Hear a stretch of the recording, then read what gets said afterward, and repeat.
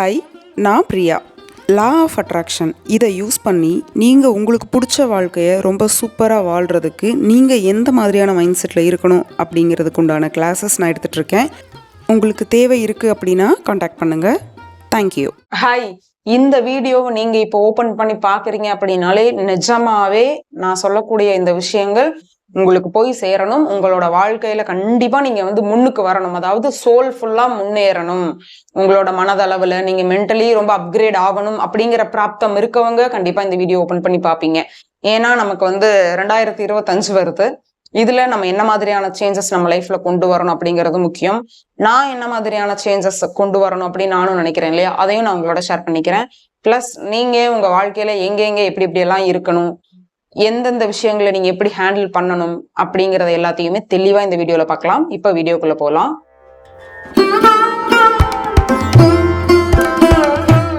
2025ல நீங்க எல்லாருமே வளர்த்துக்க கூடிய பல விஷயங்கள்ல நம்பர் 1 என்னன்னு பாத்தீங்கன்னா ஸ்டாப் கம்ப்ளைனிங். சரிங்களா? எல்லாருமே பொதுவா சொல்றதுதான். இந்த வீடியோஸ்லயுமே நான் ஒன்றும் புதுசாலாம் எதுவும் சொல்லலை. இருந்தாலும் நம்ம அடிக்கடி மறந்துடுறோம். அதனால அடிக்கடி நம்மளே மண்டையில கொட்டு வச்சு ஞாபகப்படுத்திக்கிற மாதிரி தான். ஸோ முதல்ல நம்ம வளர்த்துக்க கூடியது கிராட்டிடியூட வளர்த்துக்கிறோம். கம்ப்ளைண்ட் பண்றத அப்படியே ஸ்டாப் பண்றோம். சரிங்களா? இப்போ அதை எப்படி பிராக்டிஸ்ல கொண்டு வர்றதுன்னா, யாருக்கெல்லாம் கோவிலுக்கு போற பழக்கம் இருக்கோ, சர்ச்சு, மாஸ்க் இப்படி எங்க போனீங்கனாலும், வேற எந்த மாதிரியான வழிபாட்டு ஸ்தலங்கள் நீங்க போனீங்கனாலும், உங்ககிட்ட இருக்கிறதுக்கு மட்டும்தான் நம்ம நன்றி சொல்லிட்டு வர போறோம். சரிங்களா? எனக்கு இதை கொடு கடவுளே, எனக்கு ஒரு நல்ல வேலை கொடு, நல்ல ஒரு லைஃப் பார்ட்னர் கொடு, நல்ல வீடு கொடு, எனக்கு ஒரு நல்ல ஃப்ரெண்ட்ஷிப் கொடு, நல்ல ரிலேஷன்ஷிப் கொடு. எதுவுமே நம்ம கேட்க போறது கிடையாது. கோயிலுக்கு போறோம், எனக்கு 2 கால் இருக்கு, 2 கை இருக்கு, நான் ரொம்ப ஹாப்பியா இருக்கேன், நான் வண்டியில வந்திருக்கேன், அந்த வண்டியை கொடுத்ததுக்கு நன்றி, வண்டியில நான் பெட்ரோல் போட்டிருக்கேன், நான் பூ வாங்கியிருக்கேன், அந்த பூ வாங்க கொடுத்த காசுக்கு நன்றி, இப்படின்னு உங்க மைண்ட்ல சாமி முன்னாடி போய் நிக்கிறீங்க அப்படின்னா, அங்க உங்களோட பிரார்த்தனைங்கிறத தாண்டி அங்க உங்களோட கான்வர்சேஷனே கிராட்டிடியூட பேஸ் பண்ணி மட்டும்தான் இருக்கணும். சரிங்களா? இதை தயவு செஞ்சு மறந்துடாதீங்க. லா ஆஃப் அட்ராக்ஷன்ங்கிற ஒரு விஷயத்துக்கு ஃபர்ஸ்ட் அந்த முதல் துளியே கிராட்டிடியூடு தான். அந்த ஒரு துளி தான் பாத்தீங்கன்னா பெரு வெள்ளமா ஆகும் அப்படின்னு நான் சொல்றேன். சோ முதல்ல கிராட்டிடியூடா இருங்க. எதுனாலும் கிராட்டிடியூடா இருங்க. யாருக்கிட்டையுமே பேசினா கூட கம்ப்ளைண்ட் பண்ணாதீங்க. யாராவது நல்லா இருக்கீங்களான்னு கேட்டா செம்மையா இருக்கேன், செம்ம சூப்பரா ஹாப்பியா இருக்கேன் அப்படிங்கிற அளவுக்கு ரொம்ப ஜோஷோடையே பேசுங்க.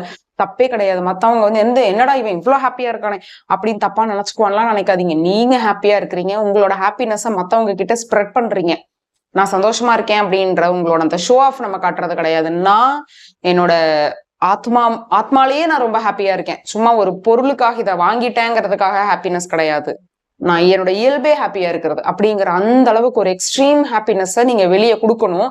அது எப்போ நடக்கும்னா, நீங்க எப்போ கம்ப்ளைண்ட் பண்றதை நிறுத்துறீங்களோ, எப்போ உங்ககிட்ட இருக்க பொருளுக்கு நீங்க கிராட்டிடியூடா இருக்கிறீங்களோ, உங்களோட வாழ்க்கையில இருக்க எல்லாத்துக்குமே, ஈவன் உங்க வாழ்க்கைக்கே நீங்க ரொம்ப கிராட்டிடியூடா இருக்கணும். சரிங்களா? இதை நீங்க பண்ணும் பொழுது நமக்கு இந்த 2025ல ஒரு மிகப்பெரிய நம்பிக்கை வரும். ஓகே, நம்ம எதையுமே கம்ப்ளைண்ட் பண்ணல, நம்ம ரொம்ப ஹாப்பியா இருக்கும். ஓ, இவ்வளவு விஷயம் கிட்ட இருக்கா அப்படின்ட்டு நம்ம ரொம்ப பிரமிப்பா இது வரைக்கும் சாதாரணமா பார்த்துட்டு இருந்த நம்ம லைஃப மிகப்பெரிய ஒரு அளவுல நம்ம ரொம்ப ஆச்சரியமா பாக்குறதுக்கு இந்த கிராட்டிடியூட் மனப்பான்மை ரொம்ப உதவியா இருக்கும். அடுத்தது ரொம்ப முக்கியமான விஷயம், உங்க லைஃப்ல உங்களுக்கு யாராவது துரோகம் பண்ணியிருக்காங்க, உங்களை ஏமாத்தி இருக்காங்க, உங்களை ரொம்ப கஷ்டப்படுத்தி இருக்காங்க, நல்லா இருந்திருக்க வேண்டிய என்னோட வாழ்க்கை இது, அவங்க அந்த மாதிரி ஒரு டிசிஷன் எடுக்காமையும் இல்ல இவங்க என் லைஃப்ல வராம இருந்திருந்தா இன்னைக்கு என் லைஃப் வேற மாதிரி இருக்கும்.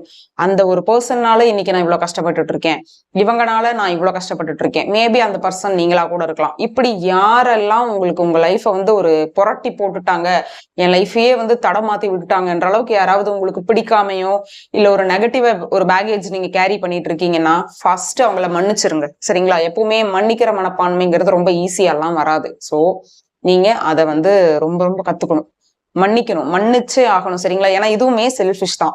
நீங்க மன்னிச்சா மட்டும்தான், நான் இதுக்கு முன்னாடி பாயிண்ட் சொன்னேன் இல்லையா, அந்த கிராட்டிடியூட் அப்படிங்கிறது வரும். ஒரு பக்கம் நான் கிராட்டிடியூடா இருப்பேன், இன்னொரு பக்கம் நான் மென்டலி எனக்கே தெரியாம அன்கான்சியஸா ஒருத்தர் மேல நான் ஒரு வன்மத்தை வச்சுட்டு இருக்கேன். அதை நம்ம வெளியே போய் காமிக்கிறதோ, அவங்கள பாக்குற நேரம் சண்டை போடுறதோ இல்ல மத்தவங்கள்ட்ட புலம்புறதுன்னு கிடையாது. அப்படி ஒரு எண்ணம் அந்த வேர் கூட இருக்கக்கூடாது நம்ம மனசுல. அந்த வேரோட புடுங்கி எரிஞ்சிடணும். அந்த இடத்துல இதுக்கு முன்னாடி அவங்க மேல நம்ம அப்படி ஒரு வெறுப்பை காமிச்சோங்கிறதுக்கு உண்டான தடமே இருக்கக்கூடாது. அந்த அளவுக்கு உங்க லைஃப்ல யாராவது உங்களை வந்து மாத்தி இருக்கிறாங்க அப்படின்னா அவங்கள நீங்க மன்னிச்சுட்டு யூனிவர்ஸை நம்புங்க, நீங்க உங்களை நம்புங்க. அவங்க மூலமா நான் இப்ப இருக்க இந்த லைஃபுக்கு ஏதோ ஒன்று கத்துக்க வந்திருக்கேன் அப்படின்ற மாதிரி அப்படியே உங்களோட எமோஷனை வந்து நீங்க ஷிஃப்ட் பண்ணிக்கணும். எமோஷனல் ஷிஃப்டிங் அப்படிங்கிறது ரொம்ப முக்கியம். ஒரே இதுக்குள்ளேயே இருந்துட்டு நம்ம கஷ்டப்பட்டுட்டு இருக்கோம் அப்படின்னா பட வேண்டியதானா எவ்வளவு நாளுக்கு அப்படின்னு ஒண்ணு இருக்கு இல்லையா? சோ நீங்க மத்தவங்களை மன்னிக்கிற ப்ராசஸ்ல இம்மீடியட்டா இறங்கணும். அது ஒருத்தரா இருந்தாலும் சரி, 10 பேரா இருந்தாலும் சரி, எத்தனை பேரா இருந்தாலும் சரி, சரிங்களா? ஈவனா உங்களால அன்பை ஃபர்ஸ்ட் எடுத்தோன்னு காட்ட முடியலனாலும் அவங்கள மன்னிச்சிருங்க. மனசார மன்னிக்கணும். இப்ப மன்னிக்க சொல்லிட்டாங்கிறதுனால ஓகே நான் வந்து அவனை மன்னிச்சிட்டேன், இவனை மன்னிச்சிட்டேன் அப்படி கிடையாது. அவங்களும் நல்லா இருக்கணும். அவங்க தெரியாம பண்ணியிருக்காங்க, அவங்களுக்கு அந்த அன்னைக்கு அவ்வளவுதான் மெச்சூரிட்டி. அவங்க வேணும்னே பண்ணது கிடையாது. ஒருவேளை அவங்க வேணும்னே பண்ணி இருந்தா கூட அது என்னோட கர்மா. சோ நான் எப்படி இன்னொருத்தவங்களை பிளேம் பண்ண முடியும்? நான் இதை அனுபவிக்க வந்திருக்கேன்னா நான் இது நல்லதோ கெட்டதோ நான் தான் அதை பார்த்துக்கணும். சோ எனக்காக அவங்க அந்த வேலையை செஞ்சிருக்காங்களே தவிர அவங்க என்னைய முழுசா அழிக்கணுங்கிற எண்ணம் கிடையாது. இந்த மாதிரியான ஒரு மெச்சூர்டு லெவல் திங்கிங்க்கு நீங்க வரும்பொழுது இன்னும் இந்த வருஷம் சூப்பரா இருக்கும். 3rd பாயிண்ட், அக்செப்ட் பண்ணிக்கணும். சரிங்களா?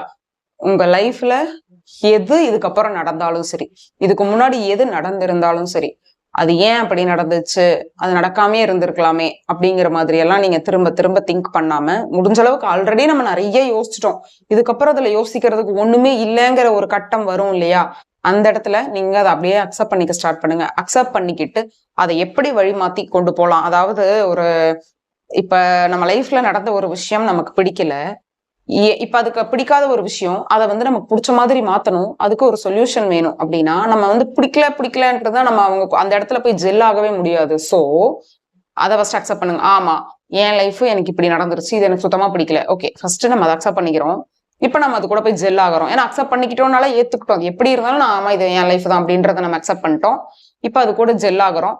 நம்ம அந்த ஒரு தன்மையை அண்டர்ஸ்டாண்ட் பண்ண ஆரம்பிக்கிறோம், அதை டைசெக்ட் பண்ணி பாக்குறோம், ஏன் இது நடந்தது, இப்போ இது நமக்கு பிடிச்ச மாதிரி மாத்தணும் அப்படின்னா. அதாவது இன்னும் ரொம்ப தெளிவா சொல்லணும்னா, பிரச்சனை இருக்குன்னு வைங்களேன், அது ரொம்ப தூரமா நிறைய பேர் வந்து நான் ரொம்ப ஸ்ட்ரெஸ்ஸா இருக்கேன், நான் வந்து ரொம்ப டிப்ரெஷனா இருக்கேன், எங்கேயாவது நான் வெளில போயிட்டு வரேன் அப்படி சொல்லிட்டு எல்லாம் போறோம். நம்ம தப்பு கிடையாது. ஆனா என்னன்னா நம்ம எவ்வளவு ஊரெல்லாம் சுத்தி எவ்வளவு டயட் பண்ணிக்கிட்டாலும் திரும்ப ரிட்டர்ன் நம்ம வரோம் அப்படின்னா, நம்ம அதை இப்ப நம்ம வீட்டுக்குள்ள வந்துட்டோம் அப்படின்னாலே நம்மளோட எல்லா ஸ்ட்ரெஸ்ஸும் தூக்கி நம்ம தலை மேல ஆட்டோமேட்டிக்கா நம்ம வச்சிருவோம். சரிங்களா? சோ இங்க என்ன பிரச்சனைனா, பிரச்சனையா நம்ம பாக்குற அந்த மனசு நம்ம கூட தான் வருது, ஆனா நம்ம அங்க போய் நம்மள டைவர்ட் பண்ணிக்கிறோம். அவ்வளவுதான். இதை நீங்க புரிஞ்சுக்கோங்க. சோ இதை அக்செப்ட் பண்றோம் அப்படின்னா நம்ம கூட அவங்கள வச்சுக்கிறோம். யாரு பிரச்சனையானாலும் அவங்கள நம்ம கூடவே வச்சுக்கிட்டு அவங்கள நம்ம ஆராய்ஞ்சு பார்க்கும்பொழுது மட்டும்தான் ஏன் அது நடக்குது, எந்த இடத்துல தப்பு இருக்கு, இப்ப அதை நமக்கு பிடிச்ச மாதிரி மாத்துறதுக்கு என்ன பண்ணணும் அப்படிங்கிற சொல்யூஷன்ஸ் எல்லாம் நமக்கு அங்கதான் கிடைக்க ஆரம்பிக்கும். சோ இப்போ இது வரைக்கும் நம்ம பார்த்துட்டு இருக்கோம், இன்னும் கூட கொஞ்சம் பார்ப்போம். இதுல எதுவுமே நான் வந்து பணம் சார்ந்தோ அந்த மாதிரி ஒரு பொருள் சார்ந்து மெட்டீரியலிஸ்டிக் லைஃப் பத்தியே நான் பேசல. புரியுதுங்களா? மெட்டீரியலிஸ்டிக் லைஃப் அப்படிங்கிறது கண்டிப்பா நமக்கு தேவை. ஆனா அதுக்கு முன்னாடி அந்த இடத்த போய் நம்ம ரீச் பண்றதுக்கு நமக்கு நம்மள சரி பண்ணிக்கணும். சரிங்களா? இப்ப அவன் மாத்த மாட்டேங்க, அவன் மாற மாட்டேங்கிறான், இவன் மாற மாட்டேங்கிறான், எல்லாருமே இப்படியே இருக்காங்க, நம்ம அண்ணியை நம்பி மாதிரி புலம்ப ஆரம்பிச்சோம்னா புலம்பிக்கிட்டே தான் இருப்போம். சோ முதல்ல நம்ம மத்தவங்களை எல்லாம் கண்டுக்காம விட்டுட்டு நம்ம சேஞ்ச் பண்ணிக்கிறோம். ஓகேங்களா? இதை நம்ம செய்யும் பொழுது மட்டும்தான் நமக்கு ரொம்ப, அதாவது நம்ம சோல் ஹாப்பியா வச்சுக்க நமக்கு வந்து ஹையர் சோல் நம்ம கூட கனெக்ட் ஆவாங்க. உங்களுக்கு என்ன தேவை அப்படிங்கறது ஆட்டோமேட்டிக்கா கொடுப்பாங்க. அதை விட்டுட்டு நம்ம டைரக்டா ஒரு பணத்தை அட்ராக்ட் நான் பண்ண போறேன், இந்த வருஷம் நான் இந்த வீடு வாங்க போறேன், இந்த வருஷம் நான் இந்த கார் வாங்க போறேன், ஓகே ஃபைன், அதெல்லாம் நீங்க பண்ணுங்க, அதெல்லாம் உங்களோட மேனிஃபெஸ்டேஷன், அது வேற. இங்க உங்களை நீங்க மாத்திக்கணும். நீங்க இதுக்கப்புறம் எப்படி இருக்கணும்? இப்ப என்னோட 20 வயசு 25ல வந்து எனக்கு ஒரு 21வது வயசு வருதுன்னா, நான் அடுத்து வாழ போற ஒரு 80-90 வருஷத்துக்கு நான் இப்படிதான் இருக்க போறேன் அப்படிங்கிற அந்த ஒரு சேஞ்ச் ஓவர் நம்ம இன்னைக்கு ஸ்டார்ட் பண்றோம். அதுக்குதான் நான் இந்த வீடியோல எங்கேயுமே நான் வந்துட்டு ஒரு மேனிஃபெஸ்டேஷன் பத்தியோ பணம் சார்ந்து பொருள் சார்ந்தே நான் பேசல. ஓகேங்களா? அப்புறம் நிறைய பேரு நம்மளை சுத்தி ஹெல்ப்புக்காக வெயிட் பண்ணிக்கிட்டு இருக்காங்க. யாராவது நமக்கு ஹெல்ப் பண்ணுவாங்க, ரோட்ல இருப்பாங்க இல்லையா, நான் அவங்களதான் சொல்றேன். அவங்களுக்கு நீங்க வந்து உங்களால முடிஞ்ச அளவுக்கு ஏதாவது ஒரு செப்பலா இருக்கலாம், ஒரு பெட்ஷீட்டு, ஒரு துண்டு, ட்ரெஸ், சாப்பாடு, இப்படி என்னெல்லாம் உங்களுக்கு தோணுதோ அதை நீங்க பண்ணுங்க.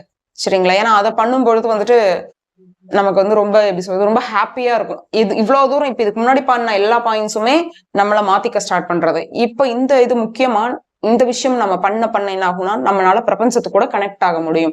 சோ இவன் இவ்வளவு பண்றான், மத்தவங்களுக்கு உதவியும் பண்றான் அப்படின்னுட்டு அந்த பிரபஞ்சம் நம்ம கூட ரொம்ப சீக்கிரமா இணக்கமாயிருவாங்க. சோ இன்னுமே பாத்தீங்கன்னா நமக்கு இன்னும் அந்த மன தெளிவு அப்படிங்கறது நம்ம லைஃப் டைமுக்கு இருக்கும். சோ நிறைய பேருக்கு ஹெல்ப் பண்ணுங்க. அப்படி ஒருவேளை உங்களுக்கு ஹெல்ப் பண்ண முடியல, இல்ல ஒரு சிக்னல்ல இருக்கிறீங்க, அமௌண்ட் எடுத்து கொடுக்க முடியலன்னா நீங்க பாட்டுக்கு அமைதியா இருந்துருங்க. சிலவங்க வந்து அந்த யாரு ஹெல்ப் கேட்க வந்தாங்களோ அவங்களுக்கே அட்வைஸ் பண்ணிக்கிட்டு இருப்பாங்க. அந்த அட்வைஸ் எல்லாம் தயவு செஞ்சு கொடுக்காதீங்க. நம்ம ஒன்னும் டெய்லி அவங்களை ரெகுலரா பார்த்தா 10 ரூபாய் 20 ரூபாய்லாம் கொடுக்க போறது இல்லை. என்னைக்கோ திடீர்னு யாரோ பாக்குறாங்க அப்படின்னு சொல்லுவாங்க. இப்போ ஒரு கோயிலுக்கு எல்லாம் போறோம்னா வெளியே அவ்வளவு ஒரு 10 20 பிச்சைக்காரங்க இருப்பாங்க. ஆளுக்கு ஒருத்தர் கொடுத்துட்டு இருந்தா என்ன ஆகும் அப்படின்னா அப்படின்லாம் கூட ஒரு ஜட்ஜ் பண்ணுவாங்க. எல்லாரும் கொடுத்துட்டு இருக்க முடியுமா? இன்னைக்கு ஒரு நாளைக்கு கோயிலுக்கு எவ்வளவு பேர் வருவாங்க, அவங்க கொடுத்துக்குவாங்க. இதெல்லாம் உங்களுக்கு தேவையில்லை. உங்களால முடிஞ்சுதா, உங்களுக்கு தோணுச்சா நீங்க கொடுத்துட்டு கம்முனு போயிருங்க. போன கை கால் நல்லா இருக்குல்ல, நீ வந்து குழந்தைய வச்சுட்டு என் பிச்சை எடுக்கிற, அது நமக்கு தேவையில்லாத வேலை, அது அவங்களோட வேலை. சரிங்களா? சோ நமக்கு தோணுச்சுன்னா அதை பண்ணுங்க. தோன்றதுக்கு உண்டான அந்த ஒரு வேலைகளையும் நீங்க பாருங்க. மத்தவங்க ஒண்ணு கேட்கறாங்களா, நம்ம கொடுக்கணும் அப்படிங்கிற அந்த கொடுக்கறதுக்கு நீங்க ஃபர்ஸ்ட் ரெடி ஆகுங்க. இதுவுமே ரொம்ப ரொம்ப முக்கியமான விஷயம். அப்புறம் இன்னொன்னு ரொம்ப சூப்பரா, அதாவது எனக்கு சொல்லி ஆகணுங்கிற ஒரு பெரிய முக்கியமான விஷயம் என்னன்னு பாத்தீங்கன்னா, இந்த 2025 ஜான்ல இருந்து டிசம்பர் வரைக்கும் உங்களுக்கு எவ்வளவு வெட்டிங் டே வரும், அப்புறம் பர்த்டேஸ் வரும், ஏதாவது ஒரு அக்கேஷன், ஒரு ரொம்ப ஸ்பெஷலான டேஸ் எல்லாம் வரும். அப்பெல்லாம் இந்த மாதிரி ஆசிரமம் போறது, முதியோர் எல்லாம் போறது, இப்படி எல்லாம் போறீங்க இல்லையா? அப்படி போய் யாராவது ஏதாவது பண்றீங்கன்னா ஒரு ஹம்பிள் ரெக்வஸ்ட், நீங்க என்ன பண்றீங்களோ அதை பண்ணிட்டு நீங்க தான் இதை பண்ணீங்கன்னே அங்க இருக்கவங்களுக்கு தெரியாத படிக்கு இப்போ ஒரு அமௌண்ட்டோ கொடுத்துட்டு வந்துருங்க. இல்ல சாப்பாடா அதை கொடுத்துட்டு வந்துருங்க. நம்ம ஃபேமிலியா அங்க போயிட்டு என் பையனுக்கு பர்த்டே அதனால நான் போறேன், நான் அவங்க முன்னாடி கேக்க வெட்டி அவங்க எல்லாரும் முன்னாடி நம்ம செலிப்ரேட் பண்ணிட்டு வந்துட்டோம்னா அங்க இருக்கவங்க எல்லாமே நினைச்சு அழுவாங்க தெரியுமா? நமக்கு இப்படி ஒரு ஃபேமிலி இல்லையே, இருந்திருந்தா நம்ம இதை விட எவ்வளவு சூப்பரா பண்ணியிருப்பாங்க, நம்ம மட்டும் ஏன் இப்படி கஷ்டப்பட்டுட்டு இருக்கோங்கிற மாதிரியான ஒரு அது நம்மனால அவங்களுக்கு அது வர வேண்டாம். சோ நீங்க பாட்டுக்கு போங்க, அமௌண்ட்டோ காசோ கொடுத்துட்டு வந்துருங்க. அங்க போய் உங்களோட ஃபேமிலியா உங்களோட ஹாப்பினஸ் எல்லாம் அவங்கள்ட்ட நீங்க வந்து ஷேர் பண்ணிக்காதீங்க. நீங்க தனியா போறீங்க. இப்ப நம்ம மொத்த குடும்பமும் வேண்டாம், இது வந்து கேட்க ஒரு மாதிரி இருக்கலாம், இருந்தாலும் சொல்றேன். ஏன்னா நம்ம எல்லாம் அங்க போய் ஜாலியா ஹாப்பி பண்ணிட்டு அவங்களுக்கு எல்லாம் ஏதோ அப்படியே ஒரு பந்தாவா வந்துடுவோம் நம்ம கிளம்பி. ஆனா அதுக்கப்புறம் அவங்க அதெல்லாம் ஃபீல் பண்ணிருப்பாங்க. சோ அதெல்லாம் பண்ணாதீங்க. இது வரைக்கும் யாராவது பண்ணிட்டு இருந்தீங்கன்னா இந்த வருஷம் இதை பண்ணலாம்னு ஐடியா இருந்ததுன்னா அதை பண்ணாதீங்க. முதியோர் இல்லம், அப்புறம் ஆர்ஃபனேஜ், அப்புறமா இந்த மாதிரி மென்டலி ரிட்டார்டடு, அப்புறமா பிசிக்கலி சேலஞ்ச், இப்படி எல்லாம் இருப்பாங்க இல்லையா? அதெல்லாம் நம்ம தான் அதை பண்ணணுங்கிறதே தெரிய வேண்டாம். நீங்க பாட்டு போங்க, கொடுத்துட்டு வந்துருங்க. இதை தயவு செஞ்சு பண்ணுங்க. ஏன்னா அவங்க வந்து மனசார ஃபீல் பண்ணி அழுகுறாங்க அப்படின்னா அந்த கர்மா டக்குன்னு நமக்கு தான் தொத்திக்கும். நீங்க என்னதான் நல்லதே பண்ணாலும் நல்லது பண்ணதுக்கும் ஒரு கர்மா வரும். அது மூலமா யாரோட மனசாவது கஷ்டப்பட்டதுன்னா அந்த கர்மா வரும். எதுக்கு நம்ம நல்லதையும் பண்ணிட்டு எதுக்கு வாங்கி கட்டிக்குவானே? அதனால சத்தமில்லாம அந்த வலது கை கொடுக்கறது இடது கை தெரியக்கூடாதுப்பாங்க இல்லையா? அந்த மாதிரி பண்ணிட்டு வந்துருங்க இந்த வருஷம். இந்த வருஷத்துல இருந்து அதை நீங்க ஃபாலோ பண்ணுங்க. அடுத்த முக்கியமான விஷயம் பாத்தீங்கன்னா, ஒருத்தரோட பர்சனல் லைஃப்ல என்ன நடந்திருக்குதுன்னே நமக்கு தெரியாது.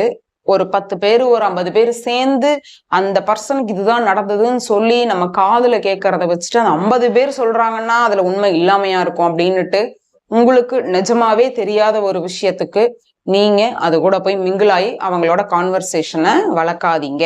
சிம்பிளா சொல்றது என்னன்னா, பேக் பைட் பண்ணாதீங்க. ஒருத்தரை பத்தி உண்மையாலுமே தெரியாம அவங்கள பத்தி பேசாதீங்க. உண்மையாலுமே அவங்கள தெரிஞ்சாலும் அவங்க வாழ்க்கை முறை தப்பா இருந்தாலும் அதை நீங்க கமெண்ட் பண்ணாதீங்க. சரிங்களா? இதுவுமே ரொம்ப ரொம்ப முக்கியமான விஷயம். சோ இது எல்லாமே எங்க நம்ம வந்து கர்மா கூட எங்கெல்லாம் தொடர்பு படுத்திக்கிட்டு வருதோ அதைத்தான் நான் உங்களுக்கு இங்க சொல்லிட்டு வரேன். சோ அடுத்தவங்களை பத்தி பேசவே பேசாதீங்க. அது எதர் பொண்ணோ பையனோ அப்புறம் எதுவா இருந்தாலும் ஒருத்தவங்க பெர்ஃபெக்ட் லைஃப் ஸ்டைல் வாழல அப்படிங்கிறதுக்காக அவங்களோட மனுஷனா பிறக்கிறதே வேஸ்ட்டுங்கிற ரேஞ்சுக்கு இன்னைக்கும் பேசுறவங்களா இருக்காங்க. அப்புறம் கேஸ்ட் வைஸ் பேசுறவங்க இருக்காங்க. அப்புறம் நிறைய இந்த மாதிரி இன்னமும் இந்த காலத்துலயும் இப்படி எல்லாம் இருக்காங்க. சோ அந்த மாதிரியான பர்சன்ஸ் நீங்களா இருந்தா கண்டிப்பா இந்த வீடியோவே பார்த்திருக்க மாட்டீங்க.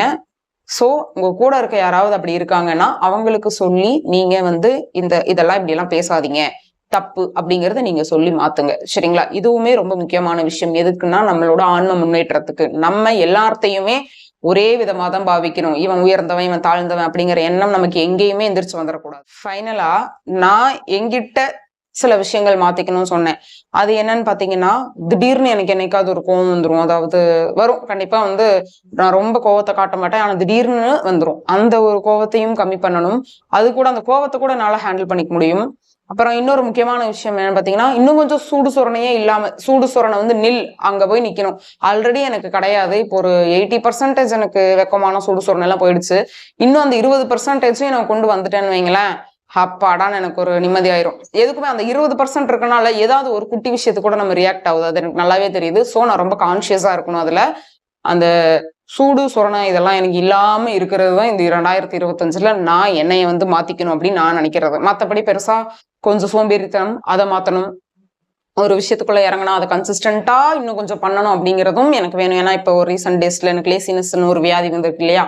ஸோ அதையும் நான் எப்படியாவது தாண்டி வரணுங்கிறது என்னோட ப்ரேயர்ஸ். ஸோ அகைன் எல்லாருக்குமே ஹாப்பி நியூ இயர். இந்த 2025ல நான் சொன்ன எல்லாத்தையுமே நீங்க ஃபாலோ பண்ணுங்க. உண்மையாவே நம்ம எல்லாருமே ரொம்ப ஹாப்பியா இருப்போம். ஒரு குட், ரொம்ப சூப்பர் அப்படி ஒரு சொசைட்டில நம்ம வாழ்றதுக்கு நம்ம யாருக்கு தான் பிடிக்காது. தேங்க்யூ.